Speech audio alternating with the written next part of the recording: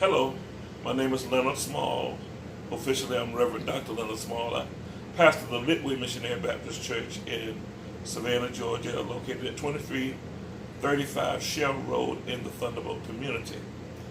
This time I'm coming to you in the capacity of the CEO of Unity Political Action Committee.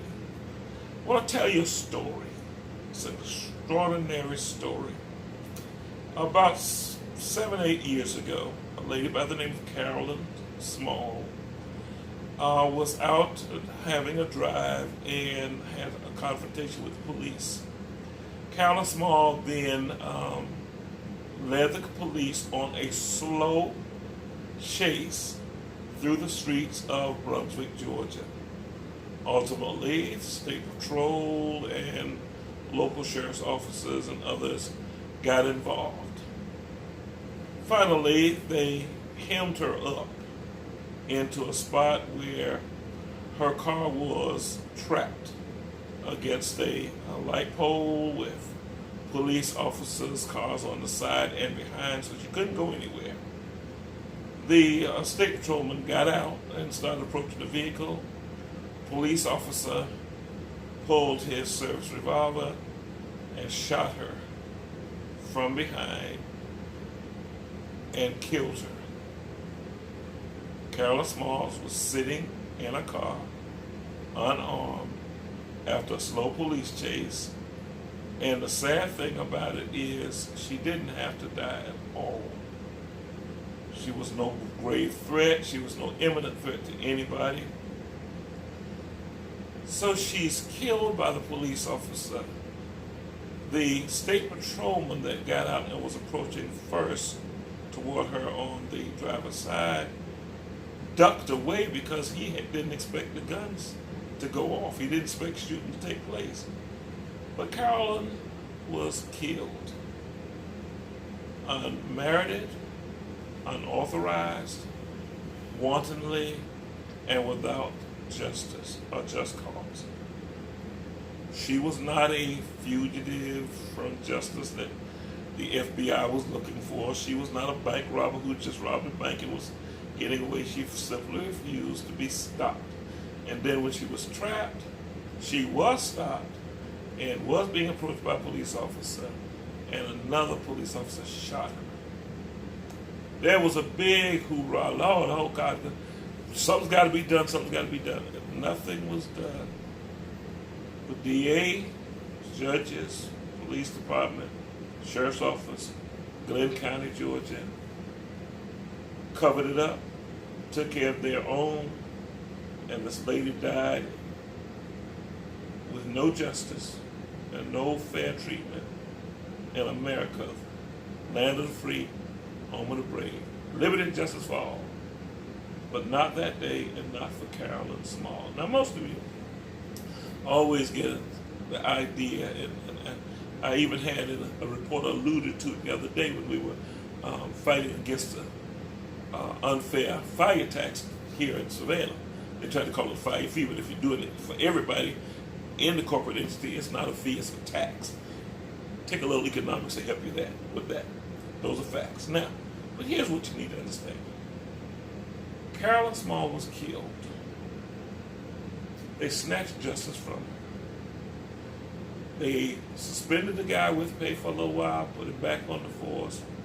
He's a police officer with all rights, duties, and privileges.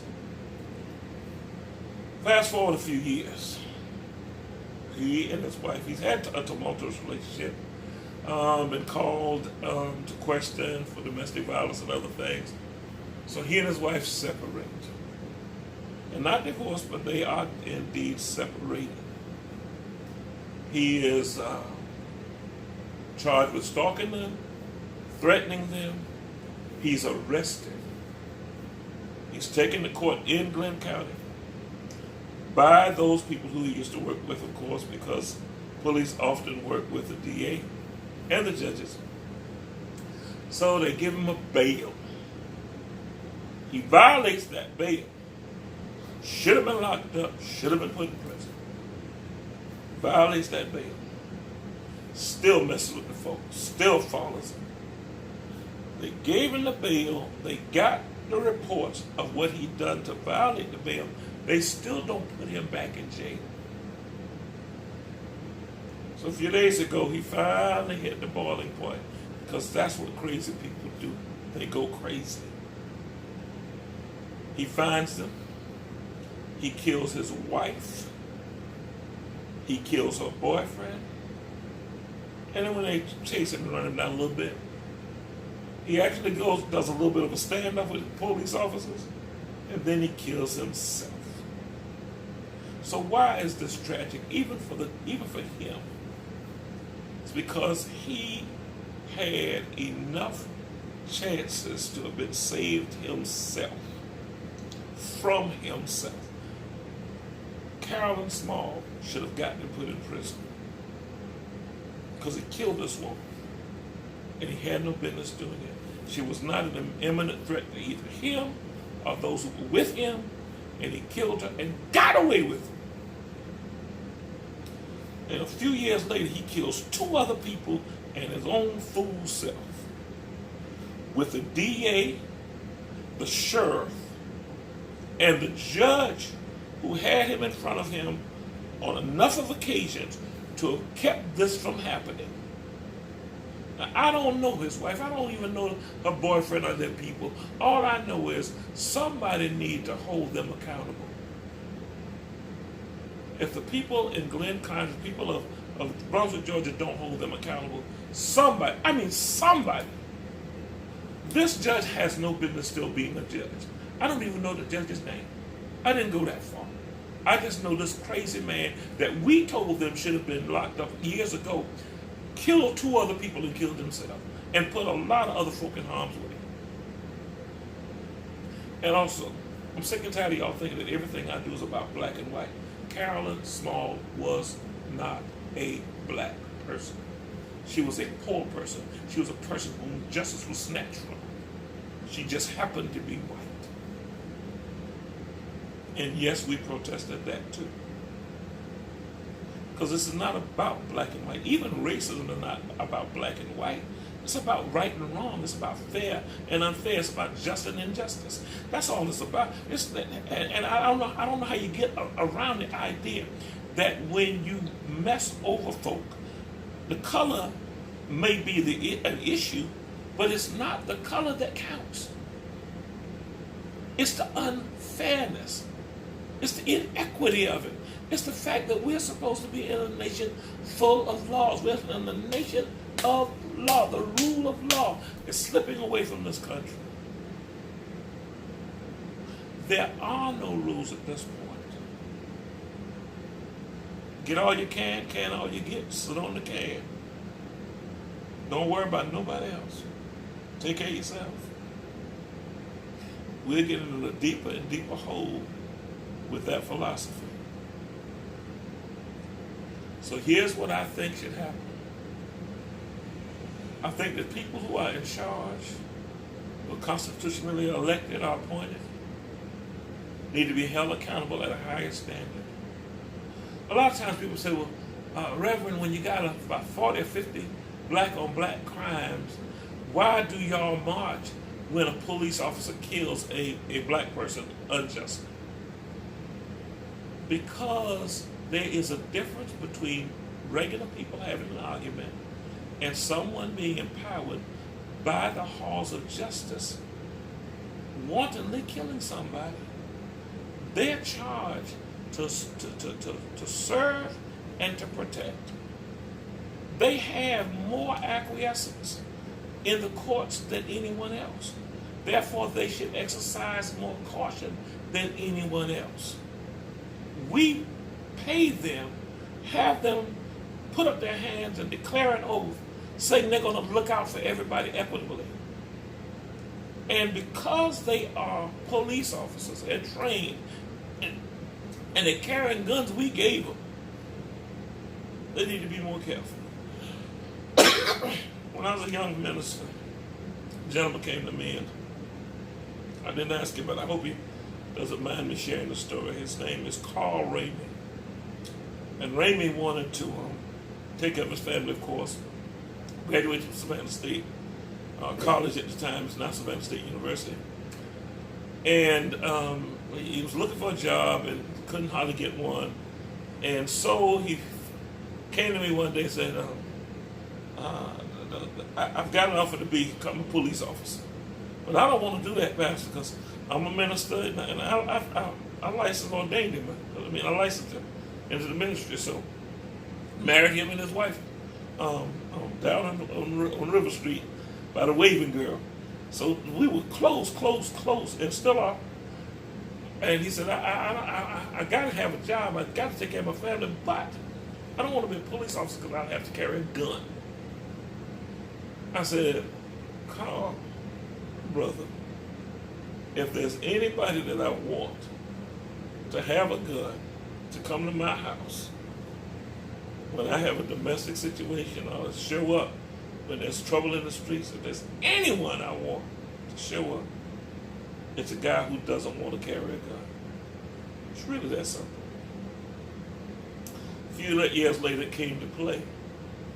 Carl had risen in the ranks. I think he was either a major or captain or something. He was I'm fairly sure it may have been a major. But anyway, I only call him Carl, so I can't remember his distinction. But anyway, we had a shooting of a police officer, and it was unwarranted on Augusta Avenue. And a police officer got away with that shooting also, and planted a gun. That's my position, and I'm holding it. And the crowd was there, and it was wrapped around a situation, and they knew this boy had been killed unreasonably. I was called to the scene, got there, it looked riotous. It looked like it was going to, a powder keg, a mistake would have caused a conflagration. I happened to see Carl walking. I saw some police officers, and I hope some young police officers see this video. When you see something that's going on, don't be walking up to the crowd smiling like you found new money. They were up there grinning, telling people, get back, and laughing as if this was a joke. They didn't realize there was enough guns in that crowd to kill them all. Okay? I'm street. I know street. I don't carry a gun, but I know my friends who I know from that street, those little thugs and stuff that call me Red, they got guns. So here's the deal. So when I walked up close, and I want you all to figure out whether it's racist or wise. And I looked and saw these young rookie police officers behaving strangely. When I saw them doing things and saying things and acting in such a way that they could not understand that there was going to be danger if they kept acting like this was just hunky-dory. I went to Carl and another senior officer and said, I need you to pull all the young white officers back, bring as many veteran black officers to the front so we could take the temperature down. It was done immediately. That's called policing. That's also called being a social activist and watching out for your community. We gave the Gen Chief a guarantee when we knew that they were going to snatch justice from the Smith family, that they were not going to indict, even though we knew, and almost everyone knew, that that young man did not have a gun on him when he was shot, even though they laid a gun down and said it was his. He'd been searched 3 times. He'd been wrestled on the ground. And all of a sudden, you got a gun the size of, one was described as the size of a Pringle can. No, that gun wasn't on Charles when he got in that police car. Having said that, we guaranteed that there would be no riots. And they said, how can you do that? I said, because we know our people, we know the streets. You got to understand something. Black Lives Matter wasn't about fighting police or hating police. It was about being treated reasonably.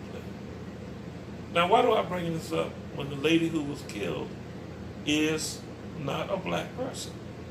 Miss Carolyn Small was just white as white can be. But lastly, you need to understand this. It doesn't matter who they snatch justice from, whether you're poor, you're black, you're brown, or you're white. Injustice against anyone is a threat to justice for everyone. Now that's a paraphrase of something Dr. King said, but I believe it with all my heart. And I believe that to allow injustice to reign in your community that might one day be visited upon your grandchildren without saying something, without standing up, would be to abdicate your position as a parent and grandparent. I'm not fighting for myself. I'm 67 years old. I doubt the police will ever do anything to me. I hope they don't. But I'm more worried about my kids, my grandkids, and your children and grandchildren. Will they have a nation where they expect to be treated fairly? Will they have a nation where they won't have to be afraid of the police? Where they will expect that the district attorney will indeed secure their safety by locking up someone who killed somebody wrong, or a judge keep them in jail. So I think that they should fire the chief of police, the DA, and the judge involved in this case.